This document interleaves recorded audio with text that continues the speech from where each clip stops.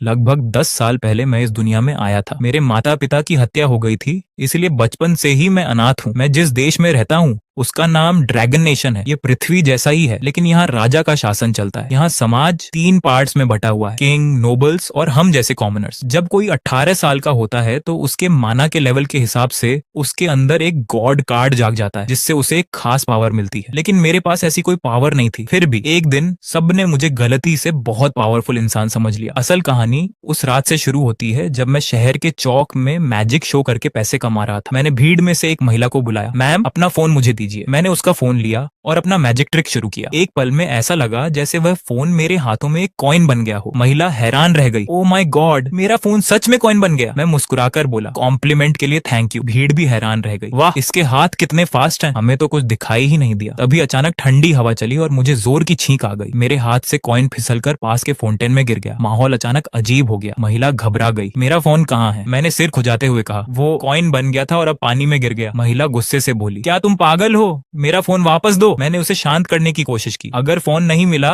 तो आज की पूरी कमाई आपको दे दूंगा। भीड़ में लोग बातें करने लगे, देखो इसने लड़की का फोन पानी में फेंक दिया, अब पैसे देकर बचना चाहता है। मैं हल्का मुस्कुराया, रिलैक्स मैम, मेरा मैजिक फेल नहीं हुआ है, आप बस मेरी ट्रिक में फंस गई हैं। महिला हैरान होकर बोली, क्या मतलब? मैंने कहा, अपना बैग खोलकर देखिए। उसने बैग खोला और उसका असली फोन वहीं रखा हुआ था। वह पूरी तरह शॉक हो गई। पास खड़े एक बच्चे ने अपनी माँ से पूछा, मम्मी क्या ये सच में मैजिशियन है? भीड़ जोर जोर से मेरी तारीफ करने लगी, अमेजिंग, अनबिलीवेबल। फिर मैंने उंगलियां चटकाई। मेरे हाथ में अचानक आग की एक छोटी सी फ्लेम दिखाई दी और अगले ही पल वही फ्लेम एक रेड रोज में बदल गई। मैं मुस्कुराकर बोला, अब बारी है आज के ग्रैंड फिनाले की। मैंने कार्ड्स की गड्डी निकाली, उसे अच्छे से शफल किया और उसी महिला के सामने जाकर कहा, कोई भी एक कार्ड चुनिए। उसने एक कार्ड निकाला, वह था 7 ऑफ क्लब्स। मैंने कहा, इसे अच्छे से याद कर लीजिए, फिर वापस रख दीजिए। मैंने सबकी तरफ देखकर कहा, इस गड्डी में कुल 54 कार्ड्स हैं। अब मैं बिना देखे एक कार्ड निकालूंगा, बताइए आपके चुने हुए कार्ड के निकलने की चांस कितनी है? भीड़ बोली, 54 में से सिर्फ एक। मैं मुस्कुराया, रॉन्ग, मेरे लिए ये चांस 100% है। मैंने पूरे कॉन्फिडेंस के साथ एक कार्ड निकाला, लेकिन वह जोकर निकला। बच्चा तुरंत बोला, अरे ये तो जोकर है। पूरी भीड़ हंसने लगी। एक आदमी मजाक उड़ाते हुए बोला, अभी तो तुम खुद जोकर लग रहे हो। महिला भी मुस्कुराकर बोली, कोई बात नहीं, तुम पहले से ही अच्छा कर रहे हो। मैंने सिर हिलाया, मैंने कहा था ना, मेरा मैजिक कभी फेल नहीं होता। आप सब बस मेरी बनाई हुई ट्रिक में फंस चुके हैं। इतना कहकर मैंने फिर से उंगलियां छटकाई। अचानक पूरे शहर की बिजली चली गई, चारों तरफ अंधेरा छा गया। भीड़ घबरा गई, क्या हुआ? ब्लैकआउट हो गया। तभी किसी ने दूर एक ऊंची बिल्डिंग की तरफ इशारा किया, उधर देखो। उस बिल्डिंग की लाइट से वही 7 ऑफ क्लब्स वाला कार्ड बना हुआ था जो महिला ने चुना था। महिला की आंखें खुली रह गईं। यही तो मेरा कार्ड है। अब पूरी भीड़ मेरी फैन हो चुकी थी। ये तो रियल मैजिक है, कमाल कर दिया। मैंने अपनी हैट उतार कर हल्का सा झुककर सबका अभिवादन किया। इस तरह मेरा शो शानदार तरीके से खत्म हुआ। शो के बाद मैं खुशी खुशी गुनगुनाता हुआ घर लौट रहा था, लेकिन तभी एक मोटा आदमी मेरा रास्ता रोककर खड़ा हो गया। उसने अपना बैज दिखाते हुए कहा, हम dragon nation power regulation bureau से हैं। उसके साथ खड़े लंबे ऑफिसर ने कहा, जून कैंग, तुमने बिना परमिशन अपनी पावर इस्तेमाल करके पब्लिक ऑर्डर बिगाड़ा है, तुम्हें हमारे साथ चलना होगा। मैं घबरा गया, सर आपने गलत आदमी पकड़ लिया है। पुलिस स्टेशन पहुंचते ही मोटे ऑफिसर ने मेज पर हाथ मारते हुए पूछा, नाम? जून कैंग। दूसरे ऑफिसर ने शांत आवाज में कहा, यंग मैन, तुमने कानून तोड़ा है। अगर तुम्हारे पेरेंट्स जिंदा होते तो उन्हें कैसा लगता? मैंने बिना कोई एक्सप्रेशन बदले जवाब दिया, मेरे पेरेंट्स मर चुके हैं। वह कुछ पल चुप रहा। सॉरी, अब सच सच बताओ, तुमने अपनी पावर का गलत इस्तेमाल क्यों किया? मैं हंस पड़ा, पावर? मेरे पास कोई पावर नहीं है। मोटा ऑफिसर चिढ़ गया, हमारे साथ स्मार्ट बनने की कोशिश मत करो। कई लोगों ने अपनी आंखों से सब देखा है। तुमने लोगों के सामने फोन गायब किया, कॉइन बना दिया और पूरे शहर की बिजली 5 सेकंड के लिए गायब कर दी। ये साफ पावर का इस्तेमाल है। मैंने गहरी सांस ली। ऑफिसर, कॉम्प्लीमेंट के लिए थैंक यू, लेकिन सच ये है कि वो सब मैजिक ट्रिक्स थी। दोनों ऑफिसर एक दूसरे को देखने लगे। फेक? मैंने समझाना शुरू किया। कॉइन पहले से मेरी हथेली में छिपा हुआ था। जो फोन मैंने पानी में फेंका वो फेक था। असली फोन तो पहले ही महिला के बैग में वापस रख दिया था। और ब्लैकआउट, वो सामने वाली बिल्डिंग का लाइट शो था। मैंने पहले से इलेक्ट्रिशियन को पैसे देकर सब सेट कराया था। उसमें मेरी अच्छी खासी कमाई खर्च हो गई थी। मेरी बात सुनकर दुबला ऑफिसर हंसी नहीं रोक पाया। मैं हैरान होकर बोला, इतनी हंसी किस बात पर आ रही है? वह बोला, कुछ नहीं, बस एक अच्छी खबर याद आ गई। दोनों ऑफिसर हंसी दबाने लगे। मैंने झुंझलाकर कहा, आखिर हंस क्यों रहे हो? वह बोला, मेरी वाइफ ने अभी बेबी को जन्म दिया है। मैं गुस्से में बोला, क्या आप लोग मेरा मजाक उड़ा रहे हैं? कुछ देर बाद दुबला ऑफिसर सीरियस हो गया। मिस्टर कैंग, सीधी बात करते हैं। चाहे तुमने जो भी तरीका इस्तेमाल किया हो, तुमने नोबल कोड का पहला रूल तोड़ा है। कॉमनर्स के सामने ऐसी एक्स्ट्रॉर्डिनरी पावर दिखाना स्ट्रिक्टली फॉरबिडन है। मैं पूरी तरह कंफ्यूज हो गया। लेकिन मैं तो खुद एक कॉमनर हूँ। बकवास मत करो, ऑफिसर ने मुझे घूरते हुए कहा। इतना शानदार ऑरा देकर साफ पता चलता है कि तुम ड्रैगन नेशन की किसी नोबल एकेडमी से आए हो। मैंने बेबस होकर कहा, सर मेरे पास तो नोबल स्कूल की फीस भरने तक के पैसे नहीं है। ठीक है, बताइए फाइन कितना देना होगा। दोनों ऑफिसर्स ने एक दूसरे की तरफ देखा, फिर शांत आवाज में बोले, डेथ पेनल्टी। मैं शॉक हो गया। क्या सिर्फ एक मैजिक शो के लिए डेथ पेनल्टी? मोटे ऑफिसर ने ठंडे स्वर में कहा, यही लॉ है। मैं तुरंत खड़ा हो गया। तो फिर मैं चलता हूँ, फिर कभी मिलते हैं। ऑफिसर हंस पड़ा। तुम्हें लगता है कि तुम भाग जाओगे? मैंने हल्के से अपनी उंगली हिलाई। अचानक हैंडकफ्स उड़कर उसी मोटे ऑफिसर के हाथों में पहुंच गई। मैंने मासूम चेहरा बनाते हुए कहा, अरे लगता है मेरा हाथ फिसल गया। ये हैंडकफ्स आपके हाथों में कैसे पहुंच गई? मोटा ऑफिसर गुस्से से चिल्लाया, डायमंड शेप, ऑल फॉर्म्स। अगले ही पल हैंडकफ्स दो टुकड़ों में कट गई। मैं हैरान रह गया। ये क्या था? सिर्फ एक स्पेल बोला और हैंडकफ्स टूट गई। ऑफिसर मुस्कुराया, इसे पावर कहते हैं, मेरे डायमंड 2 गॉड कार्ड की स्पेशल पावर, कटिंग। ये मुझे मेरे 18वें बर्थडे पर भगवान की तरफ से गिफ्ट मिला था। क्या तुम्हारे पास भी ऐसा गॉड कार्ड नहीं है? मैंने सिर हिलाया, नहीं मेरे पास कुछ भी नहीं है। वह हैरान रह गया, क्या तुम्हें 18 साल की उम्र में गॉड कार्ड नहीं मिला? उसी समय अचानक तेज सफेद रोशनी पूरे कमरे में फैल गई। मैंने अपनी हथेली की तरफ देखा, धीरे धीरे एक कार्ड उसमें दिखाई देने लगा, लेकिन वह जोकर था। ये क्या मजाक है? मुझे जोकर कार्ड मिला है? तभी मेरे दिमाग में एक रहस्यमयी आवाज गूंजी, गॉड कार्ड एक्टिवेट हो चुका है। कॉन्ग्रेचुलेशंस प्लेयर, तुमने दुनिया का इकलौता और यूनिक गॉड कार्ड हासिल किया है, जोकर। इसकी पावर है बाकी सभी गॉड कार्ड्स की पावर्स को कॉपी करना और अपने पास रखना। मैं शॉक हो गया, ये तो चीट कोड जैसा है। आवाज फिर बोली, करंट सिचुएशन के हिसाब से पावर सेलेक्ट की जा रही है। Draw complete, current form, king of clubs, special power, किसी भी घटना की प्रोबेबिलिटी बदलना। एक बार इस्तेमाल करने के बाद ये फिर से अपने ओरिजिनल फॉर्म जोकर में लौट जाएगा। मैंने कार्ड उठाकर ऑफिसर्स को दिखाया, क्या आप लोग इसी गॉड कार्ड की बात कर रहे थे? दोनों ऑफिसर्स उसे देखते ही शॉक रह गए। King of clubs. अगले ही पल दोनों झुक गए। सर हमें माफ कर दीजिए, हमसे बहुत बड़ी गलती हो गई। अभी कुछ देर पहले जो ऑफिसर्स मुझे डेथ पेनल्टी दे रहे थे, अब वही लोग मुझे पूरे रिस्पेक्ट के साथ बाहर तक छोड़ने आए। जाते जाते बोले, यंग सर आपका फ्यूचर बहुत ब्राइट है, फिर कभी आइएगा। फिर तुरंत खुद ही बोले, नहीं प्लीज मत आइएगा। मैं मुस्कुराया, हाथ हिलाया और वहां से चला गया। मेरे जाते ही मोटा ऑफिसर धीरे से बोला, जानते हो जिसके पास क्लब सूट का गॉड कार्ड होता है वह टैलेंटेड लोगों में भी सबसे बड़ा जीनियस माना जाता है। मुझे डर है कि कहीं स्कल सोसाइटी उसे अपने साथ न मिला ले। वह अभी बहुत छोटा है। उम्मीद है कि वह एक दिन हमसे बदला लेने वापस नहीं आएगा। दुबले ऑफिसर ने उसे घूरते हुए कहा, चुप रहो, ऐसी नेगेटिव बातें मत करो। अपने किराए के छोटे से रूम में लौटकर मैं गहरी सोच में डूब गया। ऑफिसर्स ने बताया था कि दुनिया में कुल 52 गॉड कार्ड्स हैं, 4 सूट्स और हर सूट में 13 रैंक। इन कार्ड्स के मालिकों को पावर विल्डर्स कहा जाता है। उनमें भी क्लब सूट सबसे ज्यादा पावरफुल और रिस्पेक्ट वाला माना जाता है। लेकिन मेरा किंग ऑफ क्लब्स असली नहीं था। उसका असली रूप तो जोकर था, जिसका कोई सूट नहीं, कोई रैंक नहीं, और वह उन 52 गॉड कार्ड्स में भी शामिल नहीं था। मैं जितना उसके बारे में सोचता उतना ही लगता कि इस कार्ड में कोई बहुत बड़ा सीक्रेट छिपा है। मैंने कार्ड जेब में रखा, तभी मेरी उंगलियों को एक मुड़ा हुआ पेपर महसूस हुआ। मैंने उसे खोला। उस पर लिखा था, अगर तुम अपने पेरेंट्स की मौत का सच जानना चाहते हो तो गॉड कार्ड एकेडमी आ जाओ। मैंने उस पेपर को सूंघा। उस पर वही परफ्यूम की खुशबू थी जो आज शो देखने आई उस महिला से आ रही थी। मैं चौंक गया। उसने ये लेटर मेरी पॉकेट में कब रख दिया? आज का दिन सचमुच पागलपन से भरा था। सुबह तक मैं सिर्फ एक अनाथ लड़का था जो सड़क पर मैजिक शो करके और लाइव स्ट्रीम से मिले पैसों पर गुजारा करता था, और अब मुझे गॉड कार्ड मिल चुका था। तभी अचानक कार्ड के अंदर से एक आवाज आई, क्या सोच रहे हो? मैं बिस्तर से उछल पड़ा। क्या गॉड कार्ड बोल भी सकता है? आवाज हंसी, करेक्शन, मैं कार्ड नहीं हूँ, मैं वह गॉड हूँ जिसने तुम्हें ये पावर दी है। तुम मुझे जोकर स्पिरिट कह सकते हो। मैंने बड़बड़ाते हुए कहा, ये साइंस का जमाना है, हमें साइंस पर भरोसा करना चाहिए। जोकर स्पिरिट हंस पड़ा, तुम तो दूसरी दुनिया से आए हो और मुझे साइंस सिखा रहे हो? मैंने पूछा, ठीक है तो बताओ ये कार्ड काम कैसे करता है? जोकर स्पिरिट बोला, जोकर दुनिया का सबसे पावरफुल गॉड कार्ड है। ये किसी भी कार्ड का फॉर्म ले सकता है। अभी ये किंग ऑफ क्लब्स बना था, इसलिए तुम्हें प्रोबेबिलिटी कंट्रोल करने की पावर मिली, यानी किसी भी घटना के होने की चांस बदल सकते हो। मैं एक्साइटेड होकर बोला, तो अगर मैं इस पावर का इस्तेमाल लॉटरी पर करूं तो मैं कभी नहीं हारूंगा। जोकर स्पिरिट ने मुझे तिरछी नजर से देखा, कितनी छोटी सोच है तुम्हारी, इतनी बड़ी पावर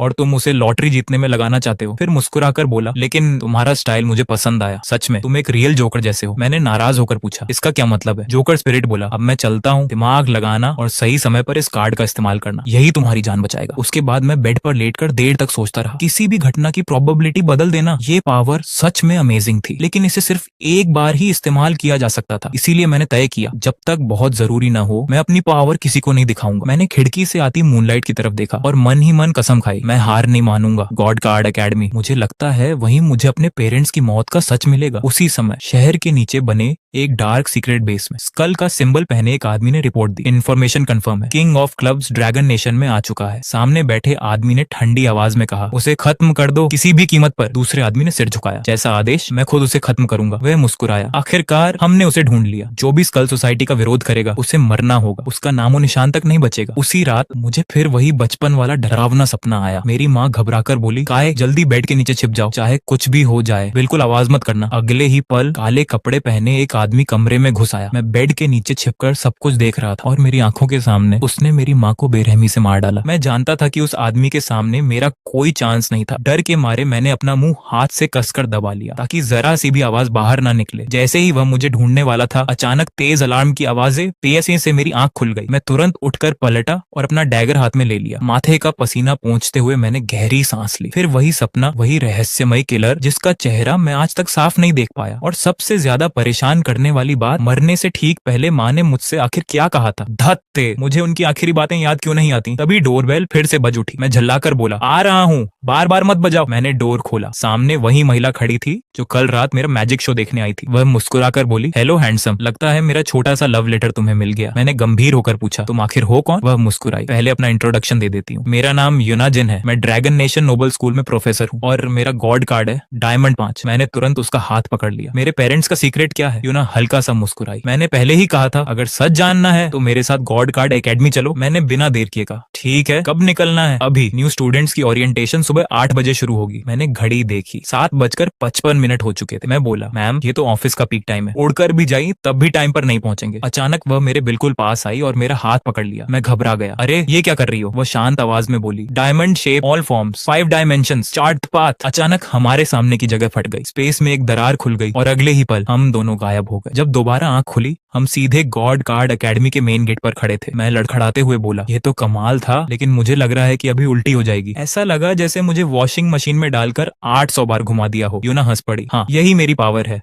स्पेशल फोल्डिंग। मैंने कहा, तो वो लेटर भी तुमने ही रखा था? वह बोली, अब बातें बंद करो। अगर ऑफिशियली इस एकेडमी में एडमिशन लेना है तो तुम्हें 3 एंट्रेंस ट्रायल्स पास करने होंगे। जहां तक तुम्हारे पेरेंट्स की बात है, एडमिशन होने के बाद मैं तुम्हें सब कुछ धीरे धीरे बताऊंगी। इतना कहकर वह अचानक गायब हो गई। मैंने बेबसी से कहा, कम से कम ये तो बता देती कि एग्जाम कैसे होंगे। लगता था अब सब कुछ मुझे खुद ही समझना पड़ेगा। तभी लाउड स्पीकर से आवाज आई, सभी न्यू स्टूडेंट्स पहले राउंड की एंट्रेंस टेस्ट के लिए लाइन में लग जाएं। सभी स्टूडेंट्स आगे बढ़ने लगे। इस साल काफी ज्यादा स्टूडेंट्स आए थे। मैं भी भीड़ के साथ ग्राउंड में पहुंच गया। मेरे बगल में खड़े लंबे बालों वाले लड़के ने मुस्कुराकर पूछा, तुम भी न्यू स्टूडेंट हो? मेरा नाम यो हन जेंग है। तुम्हारा नाम? मैंने जवाब दिया, जुन कांग। उसने मुझे ऊपर से नीचे तक देखा। तुम्हारे कपड़े तो बहुत सिंपल हैं। लगता है तुम भी किसी छोटे नोबल फैमिली से हो जिसने बड़ी मुश्किल से फीस जमा की होगी। मैंने सिर खुजलाते हुए कहा, हाँ, कुछ ऐसा ही समझ लो। वह एक्साइटेड होकर बोला, सुना तुमने, इस साल हमारे बैच में एक असली मॉन्स्टर आया है। कल उसने पूरे शहर की बिजली 5 सेकंड के लिए गायब कर दी थी। यहाँ तक कि ये फैमिली का फाइनेंशियल टावर भी अंधेरे में डूब गया था। और सबसे बड़ी बात, वह एक कॉमनर है और अभी 18 साल का भी नहीं हुआ। मैं मुस्कुराकर बोला, अच्छा? वह और एक्साइटेड हो गया। अरे अच्छा नहीं, उसे दुनिया का सबसे रेयर क्लब्स गॉड कार्ड मिला है। आज तक पूरे ड्रैगन नेशन में किसी ने ऐसा कार्ड नहीं देखा। मेरे चेहरे के एक्सप्रेशन अचानक बदल गए। वह लड़का मैं ही था। तभी योहन ने सामने इशारा किया, देखो वो रहे सीनियर हानवे। कहते हैं उन्होंने एंट्रेंस एग्जाम में पूरे स्कूल में फर्स्ट रैंक हासिल की थी। मैंने पूछा, क्या यहाँ एंट्रेंस एग्जाम की भी रैंकिंग होती है? वह बोला, बिल्कुल, यही रैंकिंग तय करती है कि एकेडमी में तुम्हारा फ्यूचर कैसा होगा। इसी बीच एक छोटे बालों वाली लड़की टेस्टिंग प्लेटफॉर्म पर चढ़ी। मशीन की आवाज आई, माना लेवल 3, गॉड कार्ड डायमंड 4, पास। अगला स्टूडेंट आया, माना लेवल 5, गॉड कार्ड स्पेड 6, पास। मैं पूरी तरह कंफ्यूज हो गया। ये माना लेवल होता क्या है? योहन हैरान होकर बोला, क्या तुम्हारी फैमिली ने तुम्हें ये भी नहीं बताया? इसे ऐसे समझो जैसे किसी गेम का पावर स्टैट। माना वो एनर्जी है जो जन्म से ही नोबल्स के शरीर में होती है। जब माना 10 पॉइंट्स तक पहुंच जाता है तो गॉड कार्ड एक लेवल और बढ़ हो जाता है। और याद रखना, माना सिर्फ नोबल्स में होता है, कॉमनर्स में बिल्कुल नहीं। फिर उसने आह भरते हुए कहा, मैं तो बस चाहता हूँ कि किसी तरह 3 पॉइंट्स आ जाएं। उतना मिल गया तो पास हो जाऊंगा। ये सुनकर मेरे पैरों तले जमीन खिसक गई। गजब हो गया, उस भरोसे लायक यूना ने मुझे ये जरूरी बात बताई ही नहीं। मैं तो एक प्योर कॉमनर था, यानी मेरा माना लेवल तो 0 होना चाहिए। क्या अब यही मेरी पोल खुल जाएगी? तभी पूरे ग्राउंड में हलचल मच गई। सभी लोग हैरानी से एक तरफ देखने लगे। टेस्टिंग मशीन लाल रंग से चमक उठी। Beep, warning, high energy level detected. Mana level 11, god card diamond 8, rank S class, pass. Yohan दंग रह गया। वाओ, ये तो लिंग चैन है। एडमिशन के समय ही इसका माना 10 से ऊपर पहुंच गया। मैंने पूछा, ये लिंग चैन कौन है? वह बोला, क्या तुम उसे भी नहीं जानते? कल जिस फाइनेंशियल टावर की बिजली गई थी वो ये फैमिली का था। और लिंग चैन उसी फैमिली का यंग मास्टर है। बहुत घमंडी और डेंजरस इंसान है, उससे कभी दुश्मनी मत लेना। तभी अगला नाम पुकारा गया, ड्रैगन नेशन की प्रिंसेस चेन जियो। मशीन बोली, माना लेवल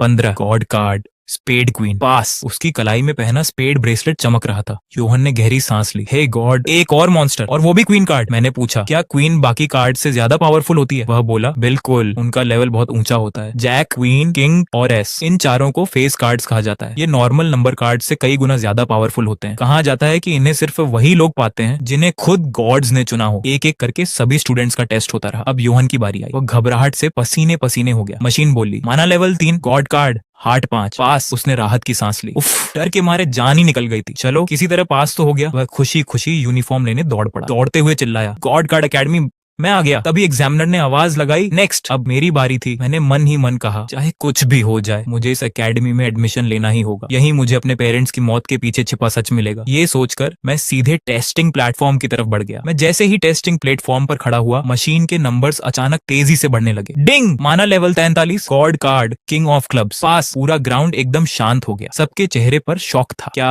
43 माना लेवल? जरूर मशीन खराब हो गई है। और किंग ऑफ क्लब्स, ये लड़का आखिर किस रहस्यमयी फैमिली से आया है? अंदर ही अंदर मैं बहुत खुश था। लगता था मशीन जोकर कार्ड को पहचान ही नहीं पाई और उसे अपने आप किंग ऑफ क्लब्स समझ बैठी। बहुत बढ़िया, अब कम से कम मुझे अपनी रियल आइडेंटिटी छिपाने के लिए ज्यादा मेहनत नहीं करनी पड़ेगी। मैं आराम से आगे बढ़ गया। योहन मुझे शौक होकर घूर रहा था। किंग ऑफ क्लब्स मतलब तुम वही हो? मैंने यूनिफॉर्म उठाई, गला साफ किया और मुस्कुराकर कहा, मेरा नाम जून कांग है, मैं एक कॉमनर हूँ। और हाँ, कल पूरे शहर की बिजली गायब करने वाला इंसान भी मैं ही था। दूर एक ऊंचे टावर पर खड़ी एक महिला ये सब देख रही थी। वह संतुष्टि से बोली, वाकई ये उसी कपल का बेटा है, कमाल का लड़का। उसके पास खड़े आदमी ने कहा, माना लेवल 43 और ऊपर से किंग ऑफ क्लब्स। ऐसी टैलेंट बहुत कम देखने को मिलती है। मुझे न्यू स्टूडेंट्स का पूरा रिकॉर्ड देखना होगा। पता नहीं इस साल और कितने टैलेंटेड स्टूडेंट्स आए हैं। वह धीरे से बोला। ड्रैगन नेशन ने क्लब सूट वाला कार्ड कई सालों से नहीं देखा। उसी समय एक सीनियर स्टूडेंट ने मेरा रास्ता रोक लिया। हेलो, मैं हानू ली हूँ, ब्लैक ब्लेड सोसाइटी का प्रेसिडेंट। मैं चाहता हूँ कि तुम अभी हमारी सोसाइटी ज्वाइन कर लो। मैं कुछ बोल ही रहा था कि वह हंस पड़ा। तुम जैसे जीनियस सिर्फ ब्लैक ब्लेड सोसाइटी के ही लायक हैं। चलो मेरे साथ कॉन्ट्रैक्ट साइन करो। तभी लाउड स्पीकर से अनाउंसमेंट हुई, पहला राउंड खत्म हो चुका है। पास हुए स्टूडेंट्स कृपया जोन 2 में पहुंचे। मैं मुस्कुराया, सॉरी, सेकंड राउंड मेरा इंतजार कर रहा है। इतना कहकर मैं तुरंत वहां से निकल गया। पीछे से हानूली चिल्लाया, अरे सुनो, कम से कम प्रॉमिस तो करो कि किसी दूसरी सोसाइटी में ज्वाइन नहीं होगे। सेकंड राउंड की एग्जामिनर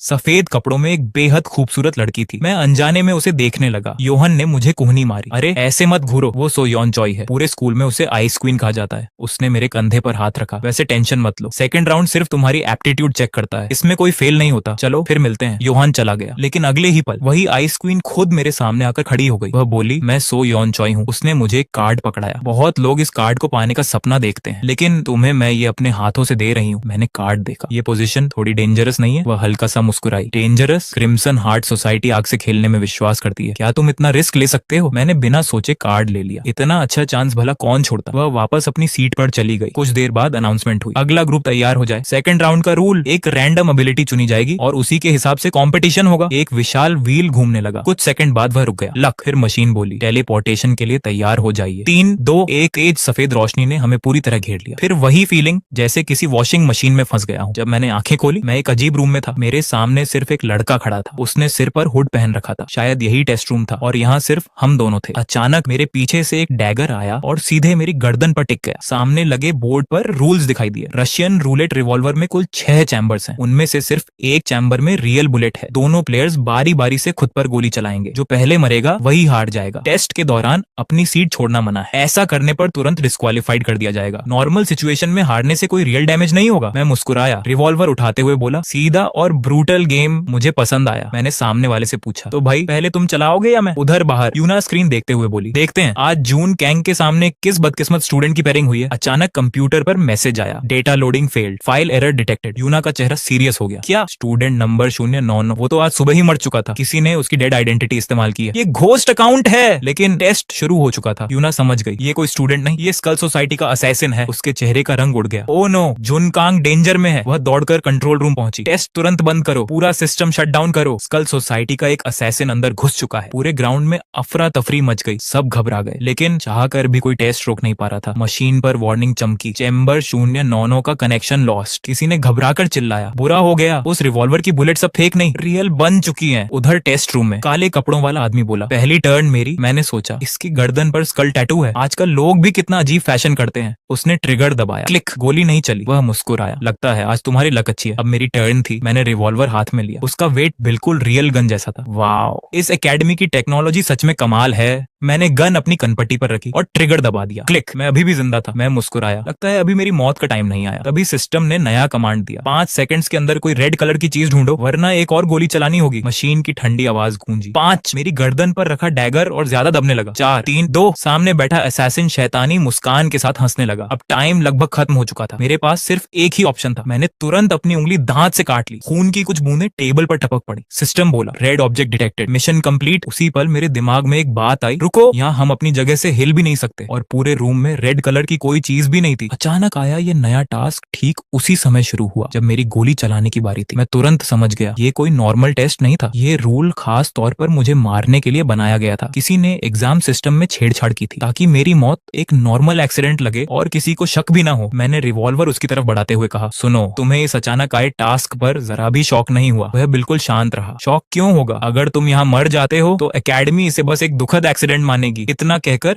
उसने गन उठाई और ट्रिगर दबा दिया। क्लिक। फिर भी गोली नहीं चली। मैं हंस पड़ा। लगता है इस चैम्बर की सारी सेफ्टी पहले ही ऑफ कर दी गई है। सिर्फ मुझे मारने के लिए इतनी तैयारी। वह तिरस्कार से बोला, आज तुम बहुत ज्यादा बोल रहे हो, लेकिन इससे कुछ नहीं बदलेगा। आज तुम्हारी मौत तय है। मैं झूठ नहीं बोलूंगा। मैं भी डरा हुआ था। मैंने गन कसकर पकड़ी और ट्रिगर दबा दिया। क्लिक। गोली फिर भी नहीं चली। मैंने राहत की सांस ली। ठीक वैसा ही हुआ जैसा मैंने सोचा था। अगर पहले ही गोली चल जाती तो मैं सच में मर जाता। असैसिन बोला, बहुत ज्यादा स्मार्ट होना भी एक कर्स है। शायद इसी वजह से लोग तुम्हें मरवाना चाहते हैं। अब बारी मेरी नहीं, तुम्हारी है। अब जीतने की चांस सिर्फ 50-50 है। मैंने उसकी तरफ देखते हुए कहा, तुम अभी भी इसे लक्का गेम समझ रहे हो? तुम भूल गए ये गन कभी भी प्रोबेबिलिटी पर नहीं चल रही थी। उसने फिर ट्रिगर दबाया। क्लिक। फिर भी गोली नहीं चली। अब रिवॉल्वर में सिर्फ एक आखिरी चांस बचा था। वह मुस्कुराकर बोला, अब आखिरी गोली तुम्हारी है। मेरे मन में सवाल आया, आखिर ये हो क्या रहा है? ये कोई गेम नहीं था। उसने इस टेस्ट के सारे रूल्स अपने हिसाब से बदल दिए थे। उधर बाहर पूरा ग्राउंड सांस रोके ये जानलेवा मैच देख रहा था। सो योन चोई के चेहरे पर चिंता साफ दिखाई दे रही थी। वह बोली, अब आखिरी गोली बची है, क्या अब भी कोई मिरेकल हो सकता है? यूना ने भरोसे से कहा, हाँ, वह एक मैजिशियन है, मुझे यकीन है वह कोई ना कोई मिरेकल जरूर करेगा। उधर टेस्ट रूम में लाइट्स बार बार ब्लिंक करने लगी। मैंने रिवॉल्वर उठाया। दिल बहुत तेज धड़क रहा था। 5 बार ट्रिगर दब चुका था। अब आखिरी चैम्बर बचा था। इस बार गोली चलने की चांस 100% थी। पीछे रखा डैगर भी मेरी गर्दन में घुस नहीं वाला था। क्या सच में अब बचने का कोई रास्ता नहीं था? मैंने धीरे धीरे गन अपनी कनपट्टी पर रखी। एक लंबी सांस ली। अगर मरना ही है तो मरने से पहले कम से कम एक सवाल पूछ लूं। मैंने असैसिन की तरफ देखा। कम से कम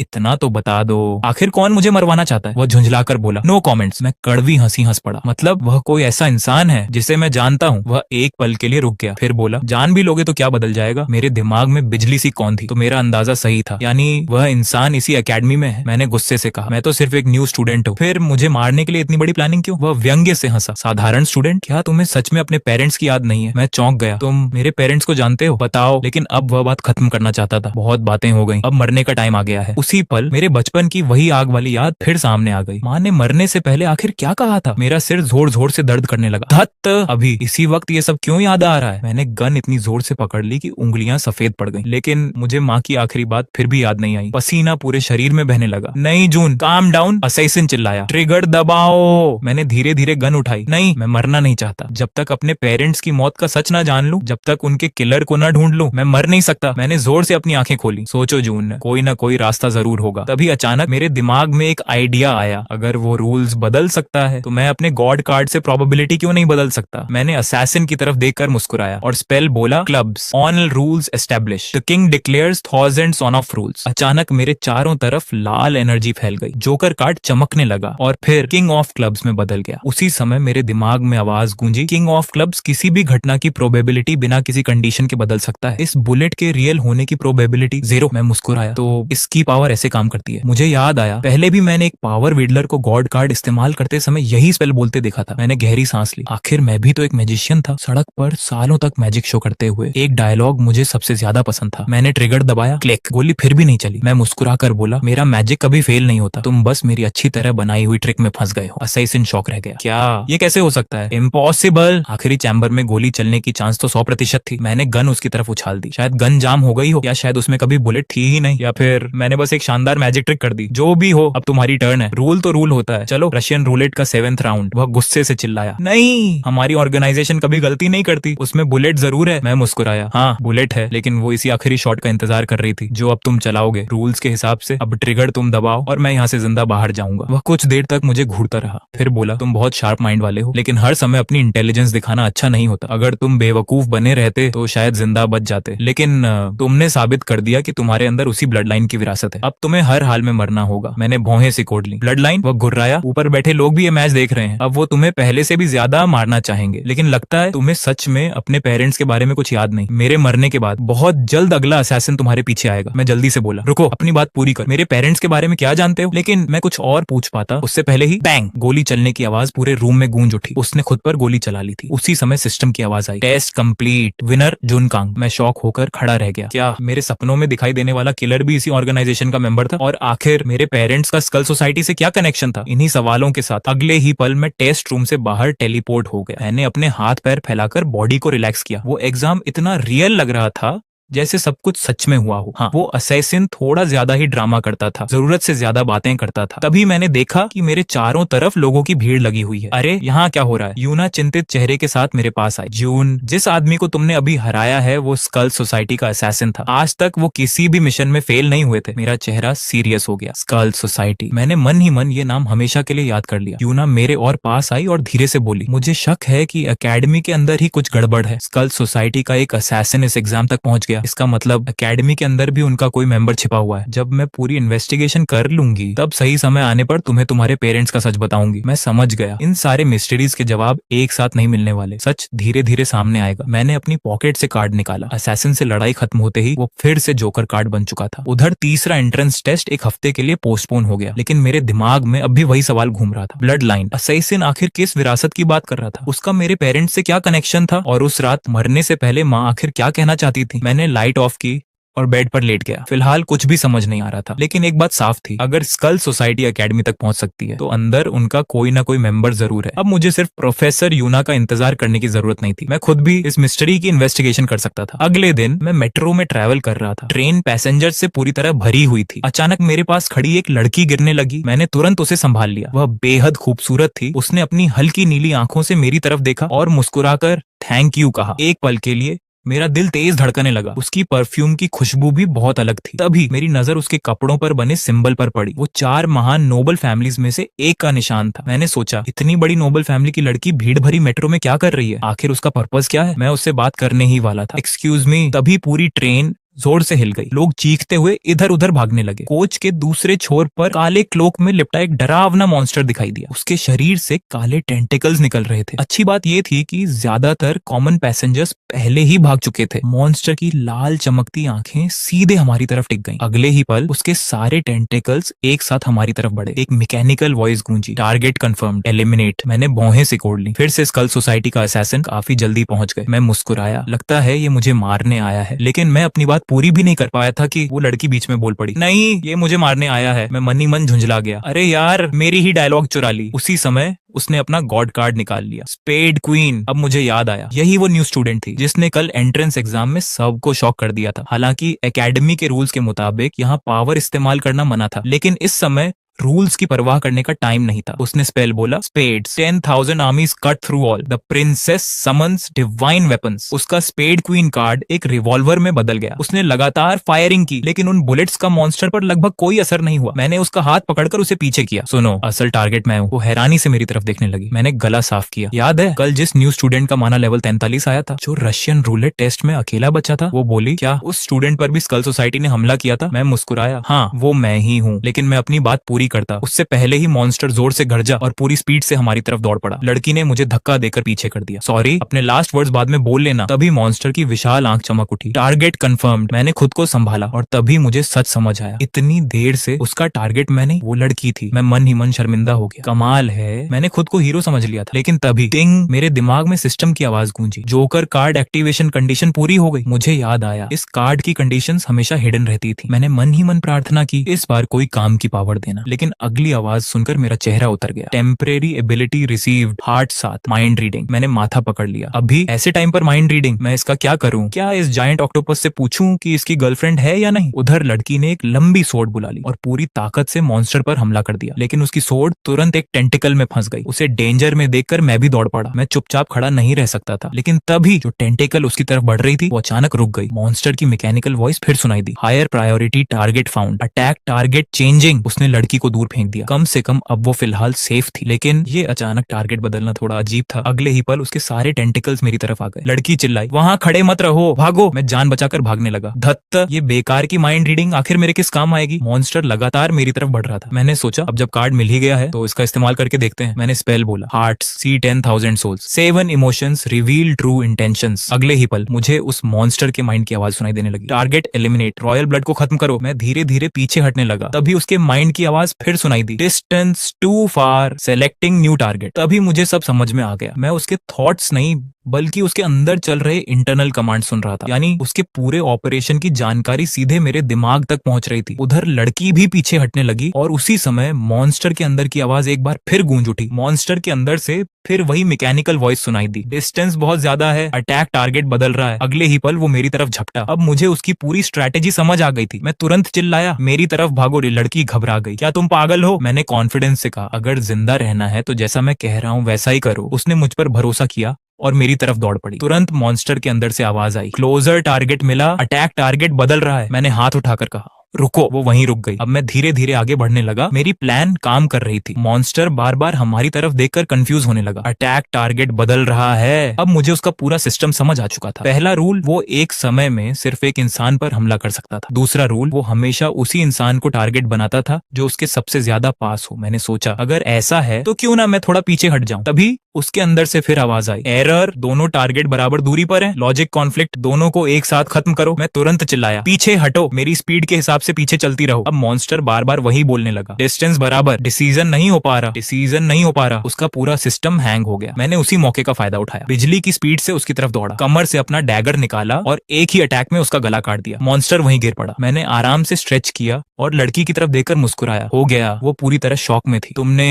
ये कैसे किया? मैं थोड़ा घबरा गया। मैं उसे अपने जोकर कार्ड का सीक्रेट बिल्कुल नहीं बता सकता था। मैंने अनजान बनकर कहा, क्या कैसे किया? वो बोली, तुमने उस मॉन्स्टर को वहीं फ्रीज कैसे कर दिया? मैंने तो सिर्फ तुम्हें एक कदम पीछे हटते देखा, तुमने कोई गॉड कार्ड भी यूज नहीं किया। मैं सोचने लगा, कल मशीन ने मुझे किंग ऑफ क्लब्स दिखाया था, लेकिन अभी मैंने हार्ट 7 की पावर यूज की थी। अगर मैंने सच बता दिया तो मेरा सबसे बड़ा सीक्रेट खुल जाता कि मैं किसी भी गॉड कार्ड की पावर यूज कर सकता हूँ। मैं मुस्कुराकर बोला, सच कहूँ मुझे भी नहीं पता, शायद मैं इतना हैंडसम हूँ कि मॉन्स्टर भी मुझे देखकर डर गया। वो हंस पड़ी। ठीक है, अब मैं और सवाल नहीं पूछूंगी। उसने अपना हाथ आगे बढ़ाया। हाय, मैं चेन शीशु हूँ, आज मेरी जान बचाने के लिए थैंक यू। मैंने भी उससे हैंडशेक किया। कोई बात नहीं, मैं जून कांग हूँ। वो अचानक चौंक गई। जून कांग? तो तुम वही कॉमनर हो जिसका माना लेवल 43 निकला था। अब मुझे भी याद आ गया। ओह, तो तुम वही सिल्वर हेयर वाली लड़की हो, स्पेड क्वीन, जिसकी पावर अनलिमिटेड वेपन समन करना है। वो मुस्कुराई। बिल्कुल सही। अभी मुझे एक और चिंता होने लगी। हमने अभी कॉमन पीपल के सामने गॉड कार्ड यूज किया और एक मॉन्स्टर भी मार दिया। कहीं एकेडमी हमें एक्सपेल तो नहीं कर देगी? मैंने अभी अभी एडमिशन लिया है, इतनी जल्दी बाहर नहीं होना चाहता। चेन शीशु मुस्कुराई। टेंशन मत लो, वो स्कल सोसाइटी का किलिंग बीस्ट था। उसने बहुत सारे इनोसेंट लोगों को मारा था। ऐसे मॉन्स्टर के खिलाफ पावर यूज करना पूरी तरह लीगल है, और अगर कोई प्रॉब्लम आई भी तो मैं अपने फादर से खुद बात कर लूंगी। मैं मन ही मन बोला, वाह, सच में किसी बड़ी नोबल फैमिली की बेटी है। उसका कॉन्फिडेंस ही अलग था। फिर मैंने वो सवाल पूछा जो काफी देर से मेरे दिमाग में था, अगर तुम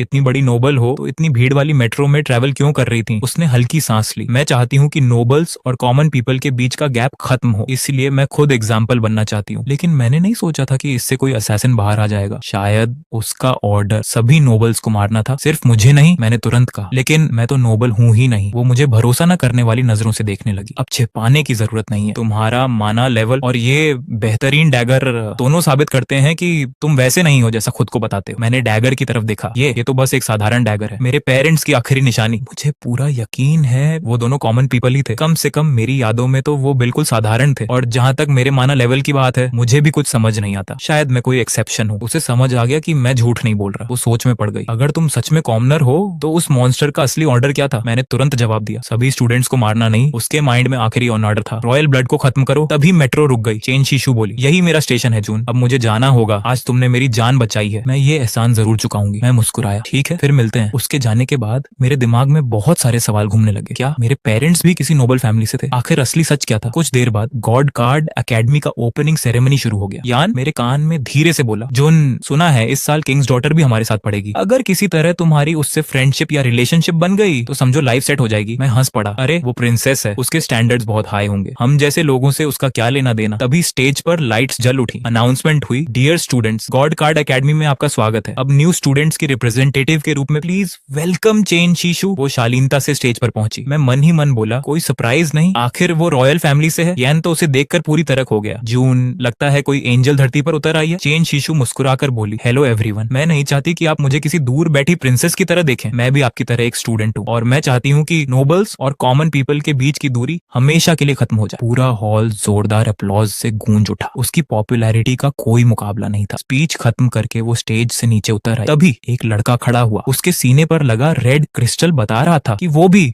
किसी बड़ी नोबल फैमिली से है। उसने रिस्पेक्ट से कहा, प्रिंसेस अगर आपको कोई प्रॉब्लम ना हो तो प्लीज मेरे पास बैठिए। लेकिन चेन शीशु ने उसकी तरफ देखा तक नहीं, वो उसे पूरी तरह इग्नोर करके आगे बढ़ गई। यान एक्साइटेड होकर बोला, वाह, यो फैमिली के बड़े बेटे की तो सबके सामने बेइज्जती हो गई। ये सच में एक हिस्टोरिक मोमेंट था। जब मिंजिन ने देखा कि प्रिंसेस ने उसे पूरी तरह इग्नोर कर दिया है तो उसका चेहरा गुस्से से लाल हो गया। आज तक किसी ने उसकी इतनी बेइज्जती करने की हिम्मत नहीं की थी। लेकिन तभी सबकी हैरानी के बीच प्रिंसेस सीधे मेरे पास आई। क्या ये सीट खाली है? मैंने शांत होकर कहा। हाँ। अगले ही पल वो सबके सामने आकर मेरे बगल में बैठ गई। पूरा हॉल फुसफुसाहट और शौक से भर गया। चेन ची मुस्कुराकर बोली, मैंने अभी बैक स्टेज तुम्हारा रिजल्ट देखा, तुम दोनों एंट्रेंस टेस्ट में फर्स्ट रैंक पर रहे। तुम सच में कमाल हो जून, अगर तुम कॉमनर ना होते तो आज स्टेज पर स्पीच तुम ही देते। तभी यॉन जोर से बोला, जून तुम प्रिंसेस को जानते हो? चेन शी मेरी तरफ देखने लगी। मैं थोड़ा शर्माते हुए बोला, ये यान है, एकेडमी में बना मेरा पहला दोस्त। फिर उसकी तरफ इशारा करके कहा, और ये चेन शी है, इन्होंने मेरी बहुत हेल्प की है। चेन शी कुछ पल के लिए हैरान रह गई। यान शर्माते हुए बोला, प्रिंसेस आगे बड़े बड़े नोबल्स के लिए इतनी सीट्स खाली हैं, आप हमारे बीच क्यों बैठी हैं? चेन शी मुस्कुराकर मेरी तरफ देखने लगी। तुम्हें क्या लगता है? मैं भी मुस्कुराया, क्योंकि आप नहीं चाहती कि लोग आपको दूर बैठी प्रिंसेस समझे। आप उन फेक नोबल्स के बीच नहीं बैठना चाहती, आप कॉमन स्टूडेंट्स के साथ रहना चाहती हैं। और यहाँ मैं ही एक ऐसा इंसान हूँ जिसे आप जानती हैं। चेन शी प्रभावित होकर बोली, अगर मुझे पता ना होता कि तुम्हारे पास किंग ऑफ क्लब्स है तो मैं समझती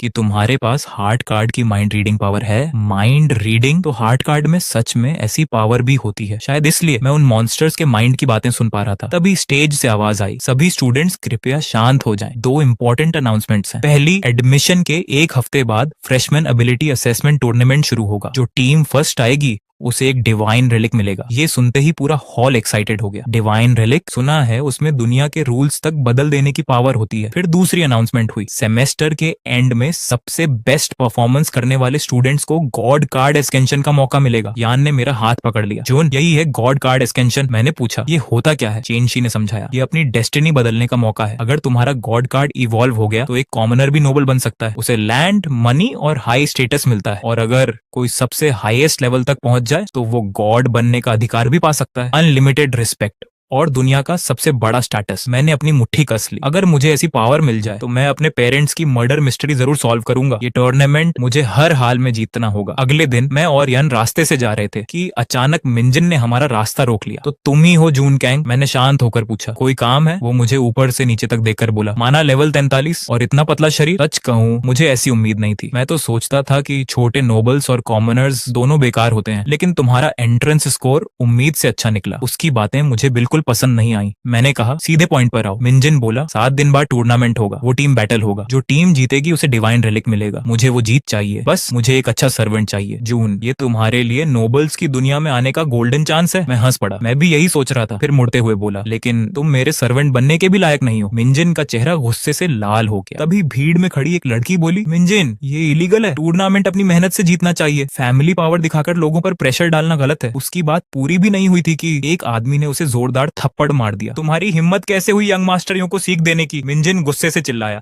जुन तो सिर्फ एक कुत्ता है और तुम उसकी साइड ले रही हो। मैं आगे बढ़ने ही वाला था लेकिन वहीं रुक गया। मैंने यान से कहा, यान तुम आगे जाओ। यान ने मेरा हाथ पकड़ लिया। क्या कर रहे हो? हम नोबल से नहीं लड़ सकते। मैंने गहरी सांस ली। अब मुझे कोई फर्क नहीं पड़ता। आज मैं इसे सबक सिखाऊंगा। मैं बिजली की स्पीड से आगे बढ़ा और एक जोरदार पंच मारा। मिंजिन सीधा जमीन पर गिर पड़ा। मैंने उसका सिर पकड़कर उसके गले पर डैगर रख दिया। तुम्हारे पेरेंट्स ने तुम्हें कभी नहीं सिखाया कि किसी के मुंह पर बकवास नहीं करते। उसका चेहरा डर से सफेद पड़ गया। तुम मुझे नहीं मार सकते। मेरे फादर तुम्हें खत्म कर देंगे। मैंने शांत आवाज में कहा, मेरे पास ना फादर है ना मदर। मेरे पास खोने के लिए सिर्फ एक जान है। मैंने डैगर और दबा दिया। चलो, एक जान के बदले एक जान। मिंजिन रोने लगा। नहीं प्लीज, मुझसे गलती हो गई, मुझे माफ कर दो। मैंने ठंडे स्वर में कहा, सॉरी बोलो। सॉरी जून, मुझे तुम्हारा इंसल्ट नहीं करना चाहिए था। मैंने उसे फिर एक पंच मारा। मुझसे नहीं, उस लड़की से माफी मांगो। पूरी तरह टूट चुका मिंजिन उस लड़की की तरफ मुड़ा। मिस प्लीज मुझे माफ कर दीजिए, गलती मेरी थी। उसके दोस्त उसे सहारा देकर वहां से ले गए। मैं उस लड़की के पास गया। मेरे लिए आवाज उठाने के लिए थैंक यू। तुम्हारा नाम क्या है? वो मुस्कुराई। मैं सिमटैंग हूँ। मैंने हाथ आगे बढ़ाया। मैं जून कैंग। मैंने उसे उठाया। वो कुछ पल झिझकी, फिर बोली, जुन क्या मैं तुम्हारी टीम ज्वाइन कर सकती हूँ? मैंने पूछा, तुम्हें डर नहीं लगता? आज तुमने भी नोबल्स को नाराज कर दिया है। मिंजिन तुमसे रिवेंज ले सकता है। सिम ने कॉन्फिडेंस से कहा, अगर डरते रहे तो लोग पूरी जिंदगी दबाते रहेंगे। मैं भी तुम्हारी तरह सामने से जवाब देना चाहती हूँ। फिर वो धीरे से बोली, लेकिन मैं तो सिर्फ एक कॉमनर हूँ, शायद मैं तुम्हारी टीम पर बोझ बन जाऊँ। मैं मुस्कुराया। मुझे तुम्हारा यही जवाब पसंद आया। Sim, welcome to our team. Yoon तुरंत बोला, और मुझे भी अपनी टीम में शामिल कर लो। मैं मुस्कुराया, बिल्कुल,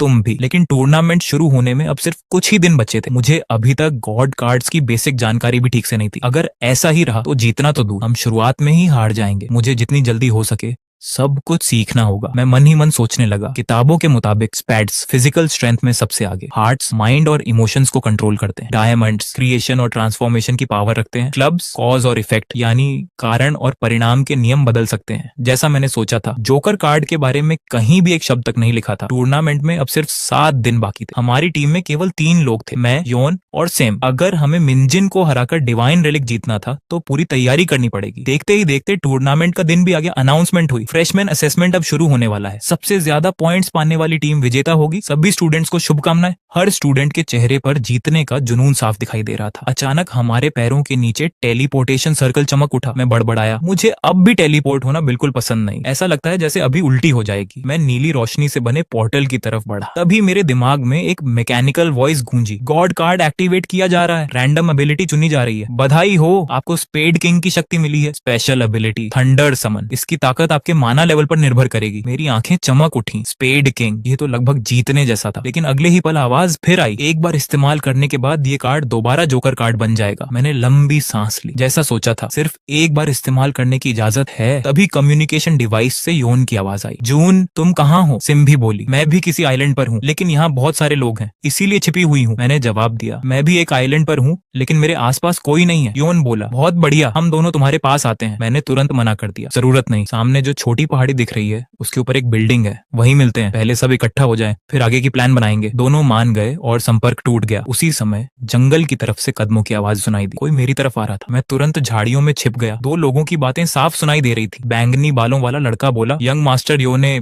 इस बार सच में पूरी तैयारी कर रखी है, पूरे इलाके में खबर फैला दी है। जो भी जून कांग को हराएगा उसे यो फैमिली का पूरा सपोर्ट मिलेगा। मेरे चेहरे पर हल्की मुस्कान आ गई। गुलाबी बालों वाला लड़का बोला, जून ने एकेडमी में यंग मास्टर की बेइज्जती की थी, अब उसे इसकी कीमत चुकानी ही होगी। लेकिन सच कहूं, अगर हमारा सामना उससे हो गया तो उससे दूर ही रहना बेहतर होगा। मैं मन ही मन मुस्कुराया। मिंजिन, लगता है तुम सच में मुझे मरवाना चाहते हो। अब जो होगा उसकी जिम्मेदारी मेरी नहीं होगी। मैं झाड़ियों से बाहर निकला और समुद्र किनारे चलने लगा। वहां मुझे एक मेटल चेस्ट दिखाई दिया, शायद इसमें कोई काम की चीज हो। तभी पीछे से आवाज आई, रुको, आखिरकार एक अकेला शिकार मिल ही गया। मैं मुस्कुराया, अरे अच्छा हुआ तुम दोनों मिल गए। मैं भी यंग मास्टर यो के लोगों में से हूँ। ये आइलैंड बहुत बड़ा है, इसलिए रास्ता भटक गया था। लेकिन गुलाबी बालों वाले ने पहले ही अपना क्रॉसबो मेरी तरफ तान दिया। जून, क्या तुम्हें लगता है हम अंधे हैं? जिस दिन तुमने यंग मास्टर यो का चेहरा तोड़ा था, हम दोनों वहीं खड़े थे। अब नाटक करने का कोई फायदा नहीं। मैं हंसा तो तुम लोग पुराने जान पहचान वाले निकले। अगले ही पल मैं बिजली की रफ्तार से उनकी तरफ झपटा। मैंने अपना खंजर निकाला और दोनों के वीक पॉइंट्स पर हमला कर दिया। कुछ ही सेकंड में दोनों जमीन पर पड़े थे। मैं वापस मेटल चेस्ट के पास गया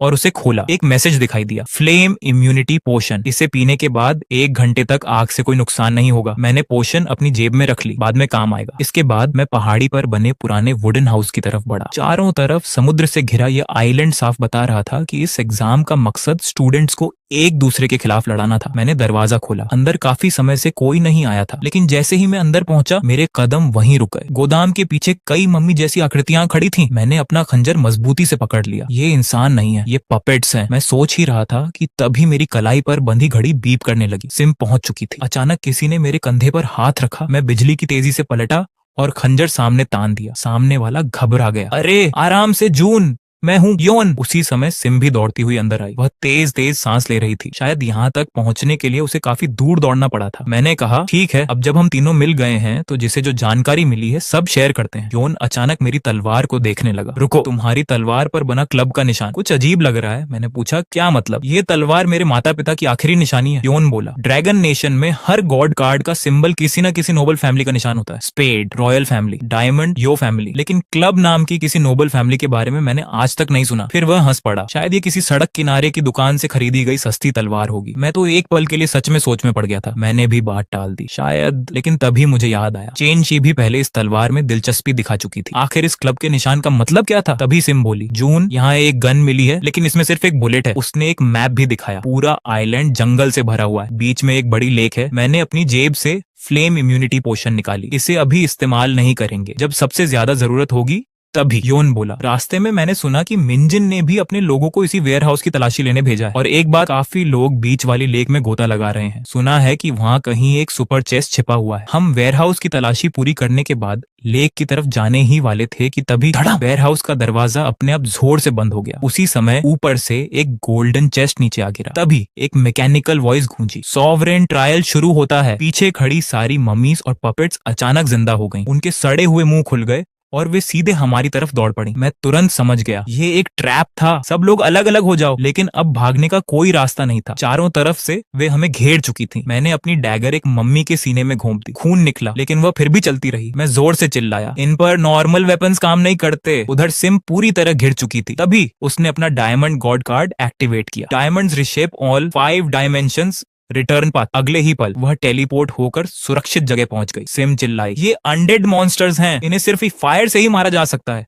मैं और योन लगातार पीछे धकेले जा रहे थे। योन चिल्लाया, उन्हें आग लगा दो, तुम्हारे पास फ्लेम इम्यूनिटी पोशन है, उसे पी लो और पूरा वेयरहाउस जला दो। मैंने तुरंत सिर हिलाया, नहीं, अगर मैंने यहाँ आग लगा दी तो तुम दोनों भी मर जाओगे। सिम बोली, जून, हमारी चिंता मत करो, अगर तुम बच गए तो हमारी टीम जीत जाएगी। मैंने दांत भींच ली, बस हम तीनों जिंदा बाहर निकलेंगे। फिर मैंने सिम की तरफ देखा। सिम, उस गोल्डन चेस्ट के ऊपर टेलीपोर्ट हो जाओ। लगातार लड़ते लड़ते उसकी ताकत लगभग खत्म हो चुकी थी। फिर भी उसने अपना कार्ड दोबारा इस्तेमाल किया, diamonds रिशेप all 5 dimensions return path. वह सीधे गोल्डन चेस्ट के ऊपर पहुंच गई। कुछ सेकंड बाद वह चिल्लाई, ये नहीं खुल रहा, इसे खोलने के लिए टीम कैप्टन की परमिशन चाहिए। फिर उसने जोर से कहा, इन सबको मेरी तरफ ले आओ, ये खून की गंध की तरफ आकर्षित होते हैं। इतना कहकर उसने अपनी ही बांह पर कट लगा लिया। वह मुस्कुराई, आओ, तुम्हारा खाना तैयार है। सारी मम्मीज उसकी तरफ टूट पड़ी। यही मेरा मौका था। मैं उनके कंधों पर चढ़ता हुआ गोल्डन चेस्ट की तरफ दौड़ पड़ा। एक मम्मी ने मेरा पैर पकड़ लिया, लेकिन मैंने उसे जोरदार लात मारी और ऊपर पहुंच गया। मैं पूरी ताकत से चिल्लाया, खुल जा। अचानक गोल्डन लाइट पूरे वेयरहाउस में फैल गई। चेस्ट खुल चुका था, उसके अंदर एक सेप्टर रखा था। उसी समय सिस्टम की आवाज आई, ट्रायल कंप्लीट। अगले ही पल सारी मम्मीज और पपेट्स एक साथ जमीन पर गिर गई। हम भी थककर वहीं गिर पड़े। योन ने मुश्किल से उठकर मुझे थम्स अप दिखाया, कमाल कर दिया। मेरे हाथ में पकड़े सेप्टर से अजीब सी पावर निकल रही थी। तो यही है सोवेरेन ट्रायल का रिवॉर्ड। हम तीनों थककर पपेट्स के ढेर पर लेट गए। सिस्टम ने जानकारी दी, यह सेप्टर किसी भी टीम कैप्टन की लोकेशन तुरंत पता लगा सकता है और उसे 1 घंटे तक फ्रीज कर सकता है। तभी बाहर से बहुत सारे लोगों के आने की आवाज सुनाई दी। योन घबराकर बोला, कोई आ रहा है और बहुत सारे लोग हैं। वह तुरंत जमीन खोदने लगा। जून, जल्दी इस गड्ढे में छिप जाओ, हम तुम्हें इन लाशों के नीचे छिपा देंगे। उसी समय सिम ने मेरा जैकेट उतारकर